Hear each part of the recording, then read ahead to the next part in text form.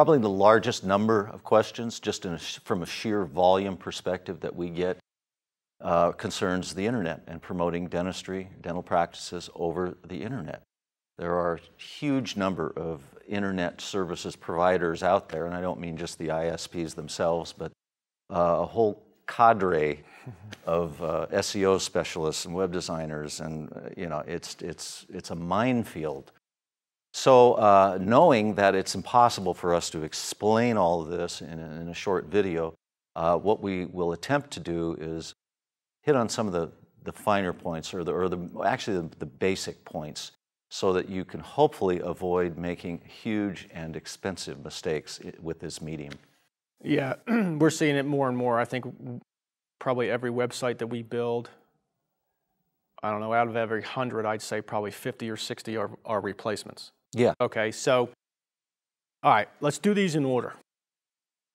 First step, properly built, tested, consumer-friendly, navigable, I'm going to call it a storefront, your website, right? Mm-hmm. Okay, where your services and technology and conveniences are in plain view on every page.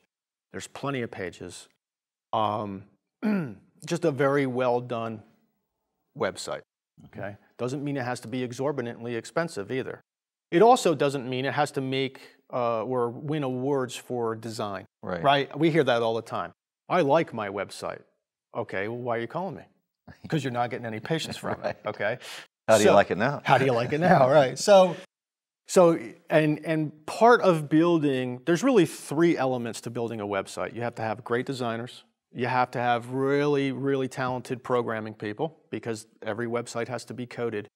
And the third part of it that people miss is you have to have people writing it that understand dentistry and what dental consumers are looking for. Right. If you look at one of the websites that we've developed, you will find that it's probably shorter than you like, okay? It's done purposely. The whole idea behind having someone go to your website, view something they're interested in, is to bring them to a conclusion. It's not your job to teach them how you created that implant. It's your job to get them to call you to see if they're a candidate for an implant, okay? So, okay, that's the first step. Website. Now, second step, in most markets, not always, but let's say most, would be to optimize the website for search engines like Google, Yahoo, Bing, and so on and so forth. That's really a lot of programming. That's followed up shortly by setting up all the social media, because the social media platforms now dovetail in with SEO. And if you want to be really competitive on your local internet market, we would go so far as to say you can't unless you have all the social media platforms set up and somebody working on them, populating them, with your content on an ongoing basis. This isn't a one and done kind of a thing. Right. So you do the website. Let's just go through years. You do your website in one budget year.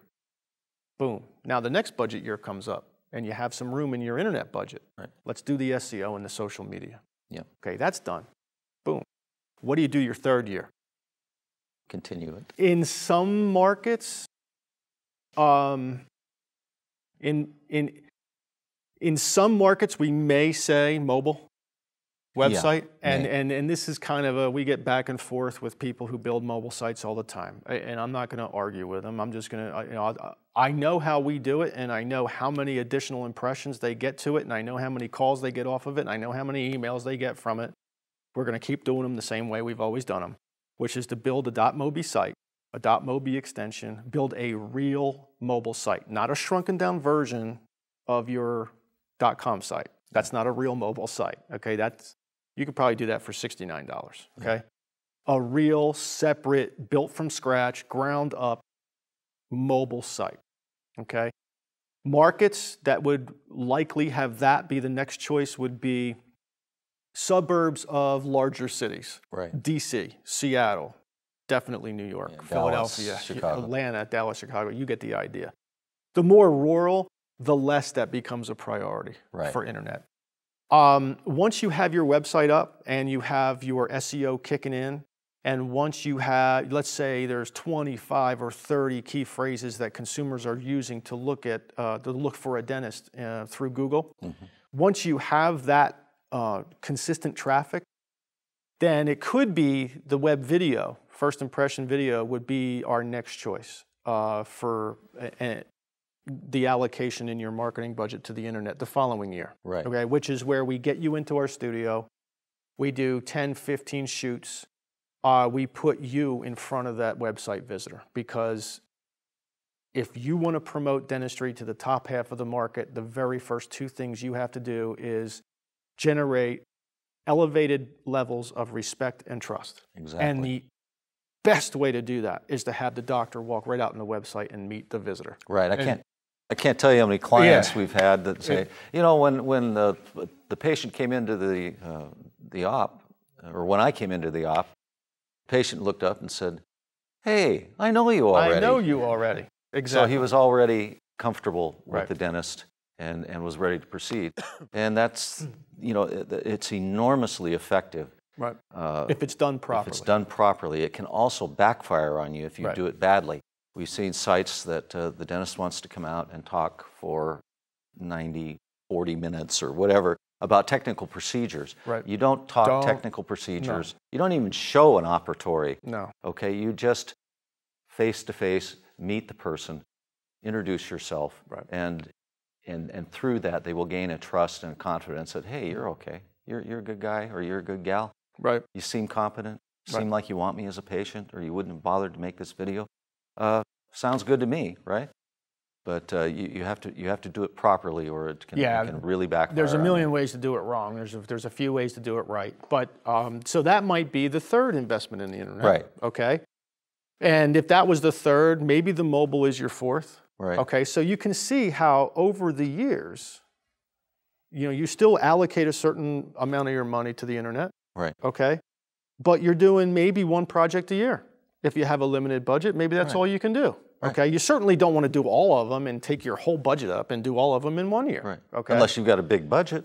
Well, unless you got a big budget. Right. Okay. So, you know, so don't let the internet confuse you. You do us both a favor. Whether we do it or not, build your last website next. Okay. Because it's really disheartening where a dentist spent $6,000 2 years ago on a website and it's not really producing, and then have to redo it with a cheaper website and it's better. But once it's better, they get happy, but burning $6,000 does not make dentists happy. No. Okay, so commit to it. Do your last website next. Budget the SEO appropriately within your budget. And then plan on adding the mobile or the video at some point as it fits within your budget. And in a short amount of time, you will have a dominant internet strategy. I mean, our SEO clients get a report every month of where all of their search results are for certain keywords and phrases. And it's really fun to look at them after a certain period of time when you see that Dr. Phil, that's a bad. Oh. Dr. Smith. Dr. Smith is showing up 1, 2, excuse me, position 1, 2, 5, and 7 for a search on dental implants, Aurora, Colorado. Right. Not showing up once.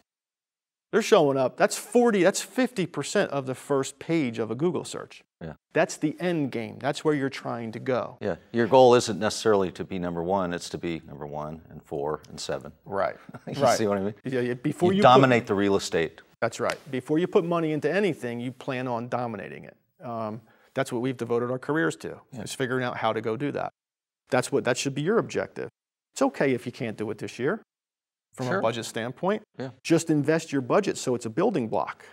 So in 2 or 3 years, you get what you're looking for. Otherwise, you'll just be throwing your money around and again, being stressed. Being stressed is no good. Agreed.